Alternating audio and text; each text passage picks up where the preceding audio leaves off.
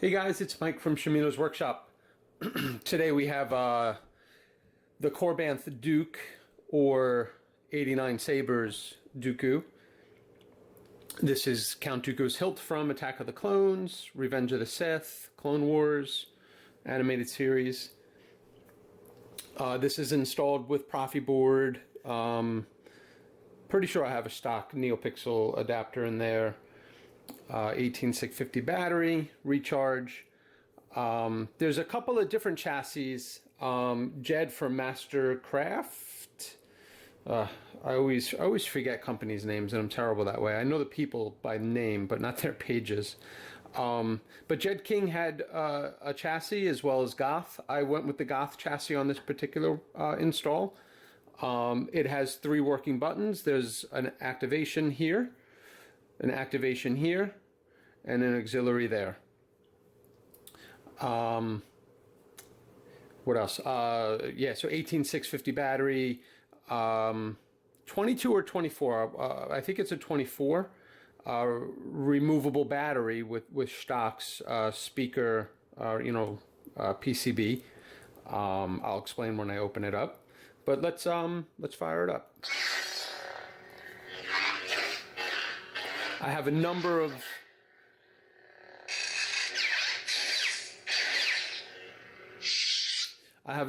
Dooku fonts. I installed this a while ago, so I actually don't remember all of the fonts that I have on here, but I'll put them in the description when I post this up on YouTube. Not the easiest install, I gotta say. Not only because there's limited space, but the curve doesn't help, right? But essentially the way that it's set up, we have a battery holder, which is also a switch holder. So Goth came through on that, really simplified the switch mechanism. The kit from 89 includes a switch, like a 3D printed switch holder, but while it holds the switches really nice, it really gets in the way of everything. It just takes up so much space here that wire management was brutal. So Goth came up with a really great design. It's the battery holder plus the speaker holder. I'm sorry, the battery holder plus switch holders. So it's kind of just a cylindrical thing with like a little stem at the end where the buttons or the switches kind of sit on either side.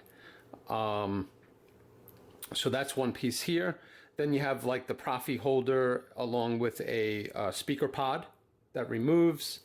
And then up here, there's just, a small holder for the PCB. That has a sort of a notch in it that allows for these wires to pass over or through the PCB holder. And, if you didn't want to go with the functional, because as you can see, when you turn it on, you get light shine through.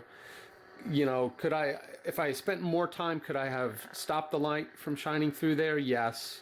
I don't know. I guess I've kind of gotten used to it. It doesn't really bother me that much anymore that the light shines through. Yeah, so I don't know, let's open her up. I'll put a blade in. It's a 7/8 inch blade. But removing is just that screw. Pod slides out. And then as you can see, not the easiest thing to remove, but with some planning,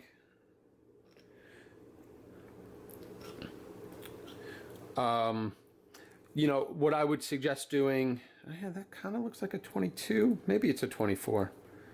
I forget. It could be a 24. But with, if you're going to 3D print the Goth chassis when he makes it available, sand it.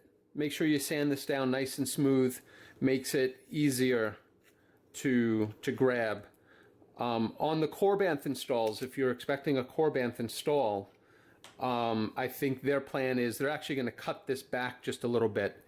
Which won't do anything structurally, but when the pod is in, cutting back the metal a little bit will just make this easier to get out. You can grab it with your nail or even like a needle nose plier or a pair of tweezers. But that comes out, and then you have access. It's a 1.3 recharge port. access to the Proffieboard's USB and SD card, and then you have a kill switch. The reason I like the Goth holder is because it doesn't need to come out. I can do everything here without trying to take this sled out. The sled comes out, but again, wire management, getting this in and out, I just feel over time those wires, you know, I'm just concerned with the stress of the wires on the pads, the soldering pads. So I know Jed King also has a chassis, and it's a great chassis. Holds the Proffie 2-1 recharge port, the speaker. The only problem with that is, again, it has to slide in and out the whole thing in order to charge it. But again, cutting this back end back a bit doesn't interfere with this. This still slides on, and you can line up your hole. It just gives you more room to remove the pod or take the sled out. Okay, with that said, I think it's on. Yep. Couldn't remember if I put the kill switch back on or not. Yeah, so, you know, just get your pommel back on, lined up in the hole.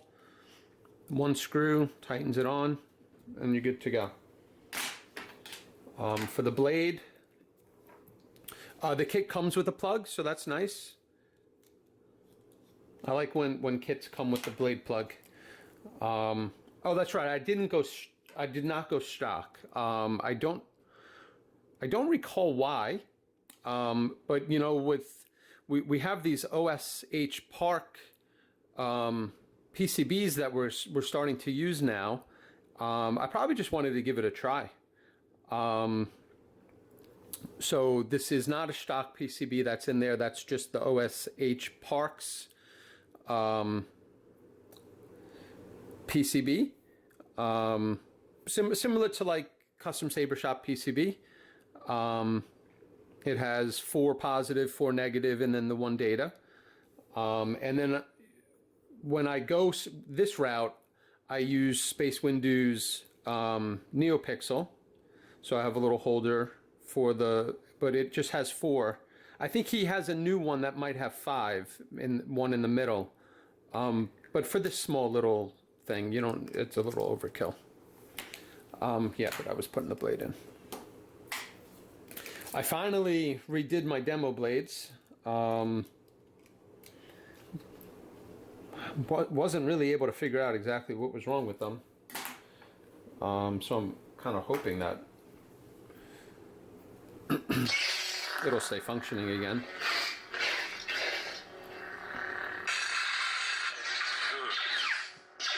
Now this is my blade. This is my saber. So I have it programmed for my 42 pixels that are in my demo blades. This way we'll see all of the effects.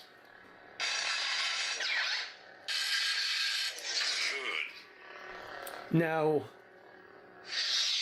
obviously it is curved. So, when you're gripping it, the Proffieboard is really at an angle. So to get drag, you really have to point it down, like way down. I saw some threads on the Rebel Armory talking with 4.0 or 4.1 now, 4.1 beta OS. I saw some discussion around holding angle. I'm thinking it might be related to curved sabers, where you might be able to change the degree that the Proffie is sitting at. So normally you'd kind of be at like plane, right? Horizontal. Normally, right, you'd be sort of at a level plane here, but the way that this is held, it's sort of maybe at a 40 degree angle, maybe. So I think the new ProffieOS might allow you to adjust the angle that the Proffieboard is sitting at to accommodate curved tilts, which will be really cool. Dooku. Count Dooku. The Butcher. Oh yeah, and then I put the Butcher on. It is obvious that this contest cannot be decided by our knowledge of the Fourzze. I won't go through, I know that's Jesse's, but I won't go through all the fonts. Like I said before, I don't remember them all. But I'll put them in the description. They're all red. I'm using Fett's or Fernando's blade styles, thank you. I did remove ignition and retraction effects. They're pretty cool, but I think for the most part, a lot of the customers, they just like quick ignition, color of the blade, quick retraction, and no effects on them. Easy enough to add back.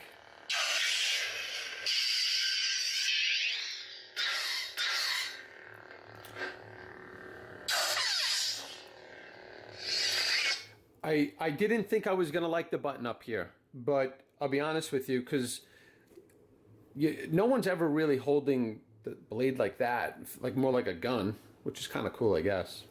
But I don't know, when I'm holding this blade in my right or left hand, I'm holding it here. And that's really, really accessible. And then down here, you can kind of two-style it and use your thumb down here. Would be really cool if the red button could act as a button, but I can understand what, I mean, how could you make that a switch unless the button itself was a switch with some wires running into the hilt. But this is just, I don't know, a piece of resin or something that's just glued on. Pretty sure it came from 89 glued on.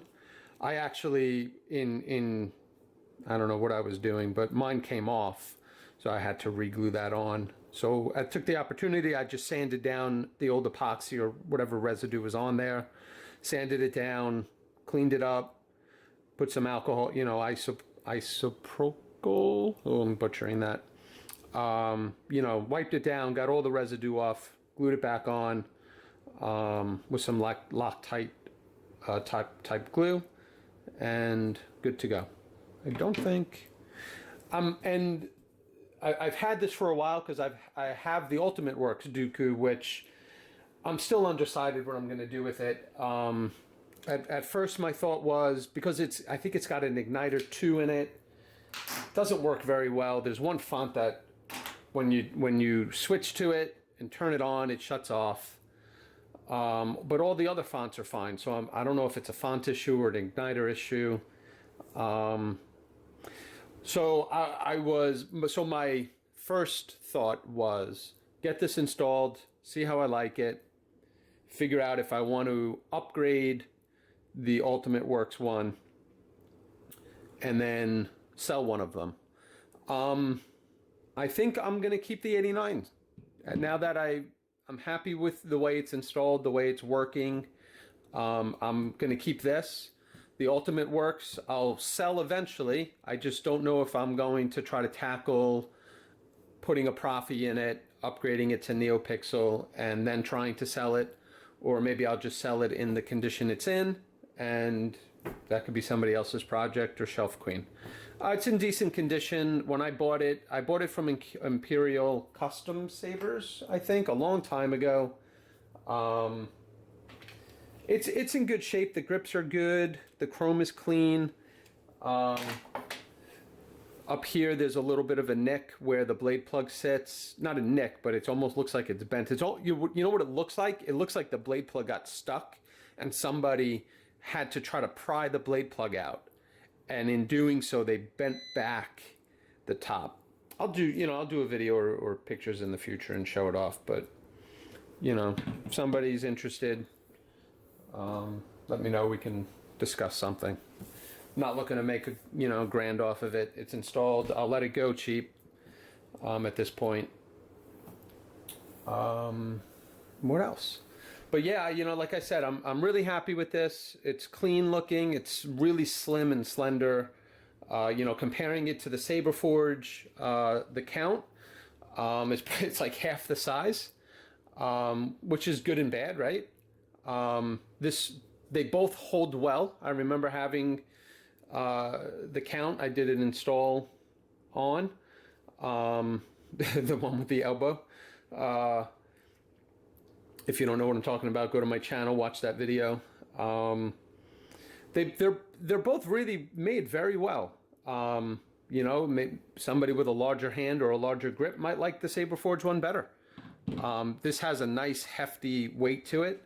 I forget if this is brass, chromed. But yeah, there's a solid weight to this. It fits nice in the hand. Yeah. Okay, I think that's it. You know, so any questions on how I accomplished this? I did take pictures along the way of the install, just kind of showing how I put everything together, manage wires and things like that. So maybe I'll share that on my page at some point. But yeah, any questions, any feedback, you know, shoot some comments, like the video, subscribe to the channel. I got to start doing that stuff, I guess, huh? Saying those things and try to get, because I think I'm almost at 200 subscribers, which is awesome. I just happened to look at that sometime this week and noticed I was at like 180, 190, somewhere around there. So that's pretty cool. Hopefully I'm doing something right. But yeah, you know, leave some comments, ask some questions. Before you dislike, I don't know, send me a message. Tell me why you don't like it. Maybe I can buy your like. Not like monetarily buy it, but maybe I can convince you to like it. All right, well, thanks for watching, guys.